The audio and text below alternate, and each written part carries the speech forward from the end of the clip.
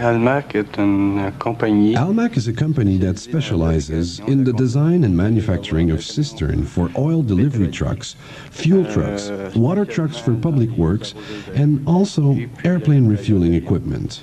We've been in this business for 30 years now. We have 40 employees, 10 who do the design and planning, and about 30 who do the actual production and the final assembly in our plant. I would say that 70% of our sales come from export markets. As of today, most of our clients are in countries like Algeria, Iran, Oman, Saudi Arabia. We sign many contracts with these countries. We feel that it is essential to have a global marketing vision. Selling here in Quebec is one thing, but we know there is a tremendous potential for our products in other countries. The rewards can be very promising if you're well prepared.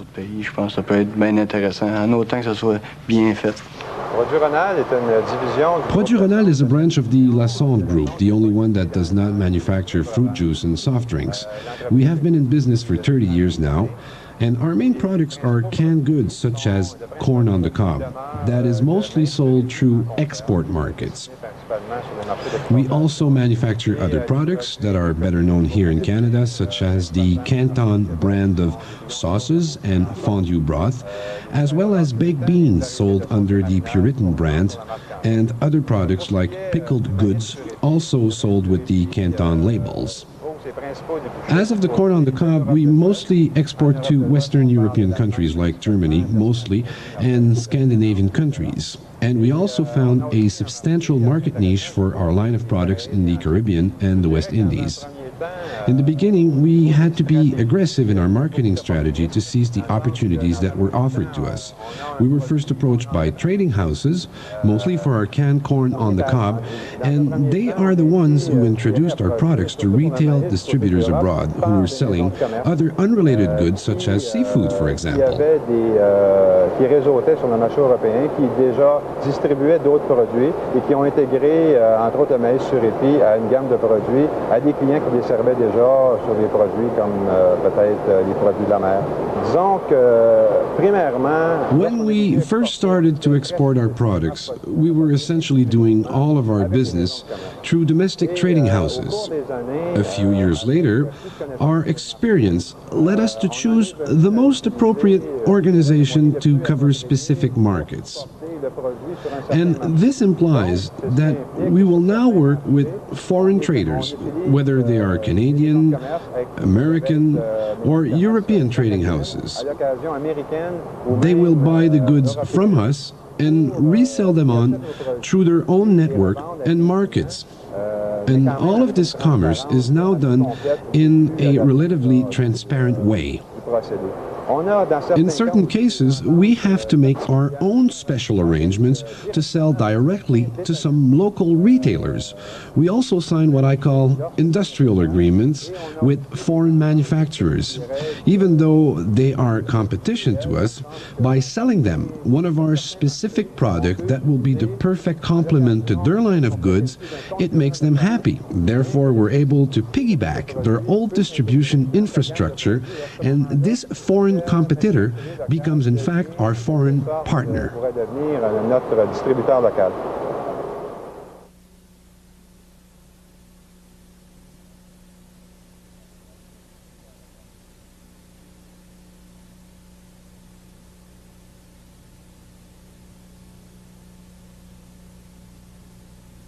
Courey International Commerce est établi depuis 1982. Courey International Commerce was established in 1982.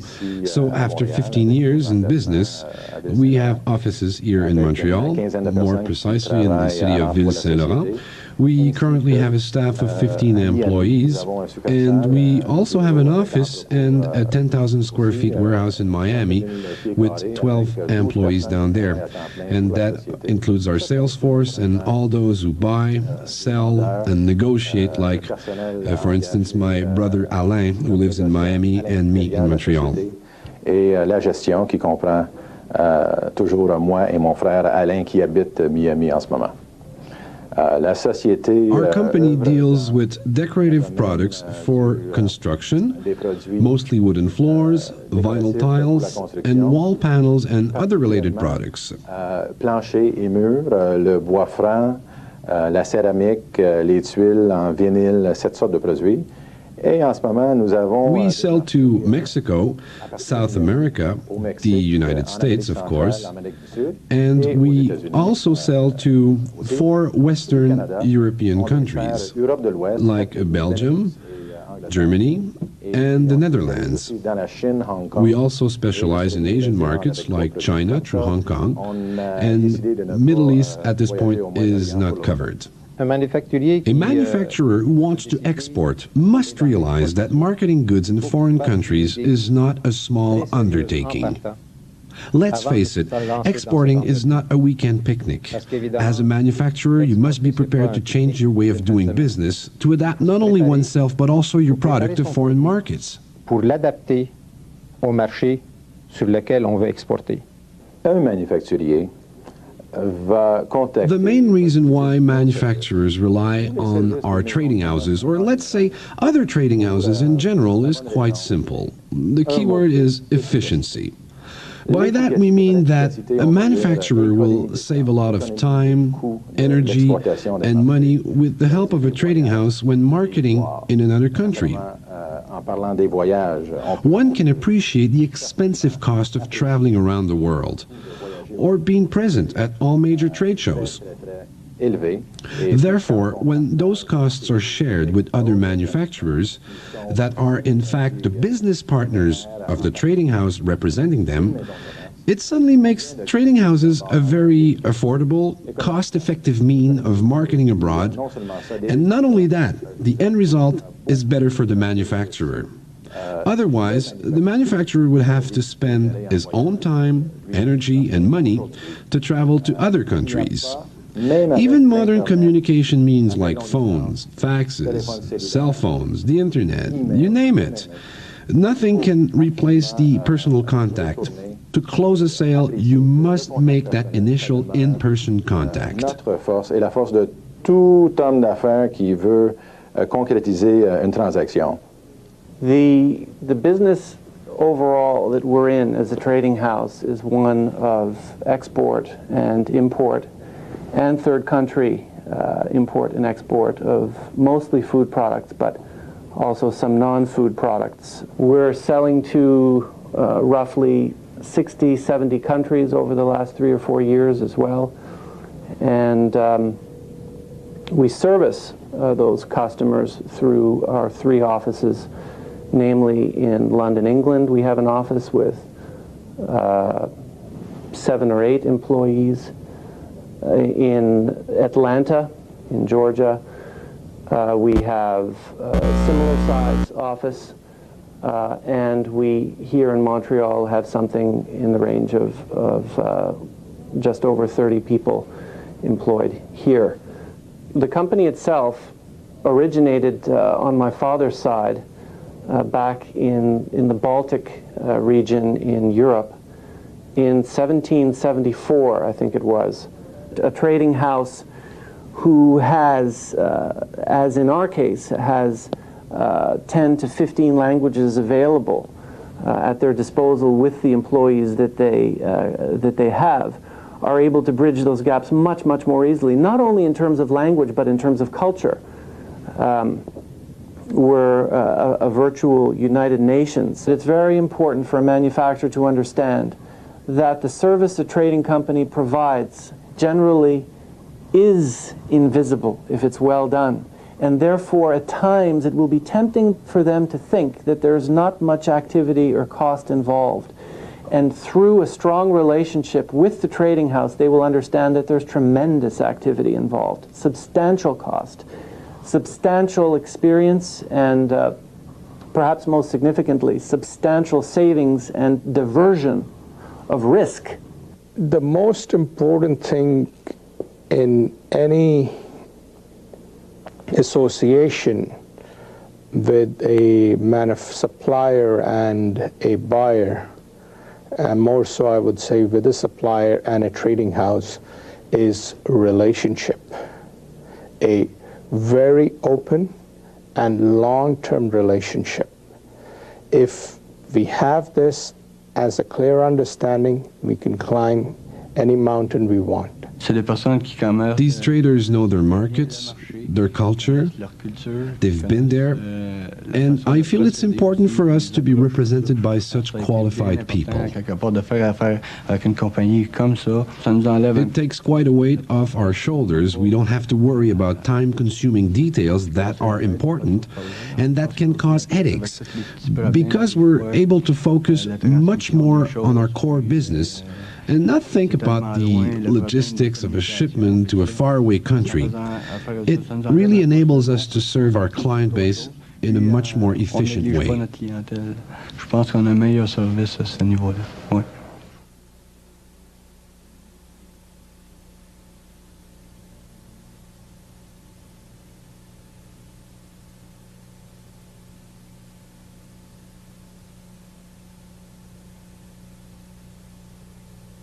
One of the very important things that we offer to the manufacturer is we will buy the goods from them locally, we will sign a local contract, and we will export the goods. We will take care of all the financial and country risks, and the manufacturer has not to worry about travel, marketing, or the financing of overseas sales. In our case, we have a department which develops artwork and labels for those goods that are retail goods, consumer goods. We have brands which manufacturers can use if they don't have the wherewithal to produce their own artwork, their own designs and labels. A foreign buyer will find it cheaper or of equal cost to deal with a trading house rather than directly with a manufacturer. Why? It's very simple. First, we have the know-how and the expertise of foreign markets, and second, we consolidate shipments when we fill our containers with 2 or 3 different products to maximize our container space. This represents a true saving for our foreign buyer. When a manufacturer is doing business with a so-called large, well-established trading house, I will say that generally the majority of those trading houses pay their suppliers very well. Sometimes a supplier will get its money within 10 days and the trading house will get a substantial discount for paying quickly. Financing a transaction or giving credit to a manufacturer is part of the added value that trading houses provide to their clients. The cost of this value must be accounted in their operating fees. Le problème le plus récent qui arrive, c'est que a frequent problem in exporting is the theft or damage of the goods during shipment. When things go wrong, you really appreciate the fact that your trading houses will be there to take care of the situation, to assess the facts and find a solution to the problem. You don't want your payments to be delayed because of stolen or damaged goods.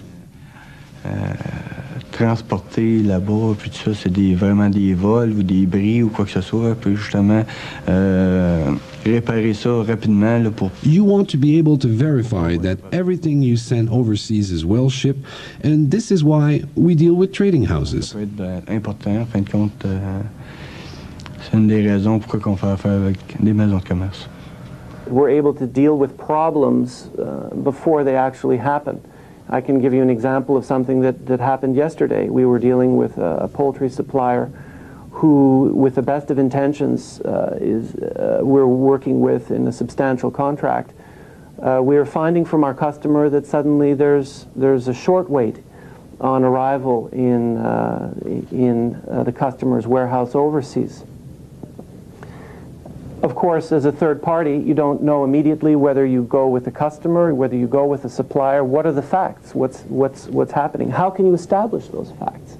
If you don't have the network overseas and domestically to establish those facts, all you're going to do is rely on hearsay. We found ourselves talking to the customer. He worked with us to establish facts on that end. We talked to the supplier, established facts on that end, and ended in a situation that we probably find ourselves in half the time. They're completely contradictory. So we had to independently establish what the facts are. On the departure of the shipment from the factory, we had to take the goods on the request of the customer, because he insisted that he could not put up with more inconvenience for his factory. There's a factory working there with hundreds of workers who are down because the material that we're selling them is an ingredient to what they're doing. And they can't buy everything 3 times over and have excess inventories. So we found ourselves in a situation where we had to have the goods checked out independently. We did. We found out what was wrong, and we're addressing the problem. But we could have never done it if we didn't have our own independent network of help, as we refer to it. For us, the most important thing when we begin a new relationship with a supplier is the trial period. We usually establish a 6 to 9 month buffer period in our contracts where we test our relationship. Our supplier can also use this period to gauge our efforts at marketing its product in foreign markets. Nos efforts et notre façon d'exploiter nos marchés. As of today, I can assure you that most of the people whom we do business with, and also in a general way, are people who chose to be much more transparent about their business transactions than in the past. Times have changed a lot, and of course we still ask for references when we meet a new potential supplier, and we also expect him to ask around about us.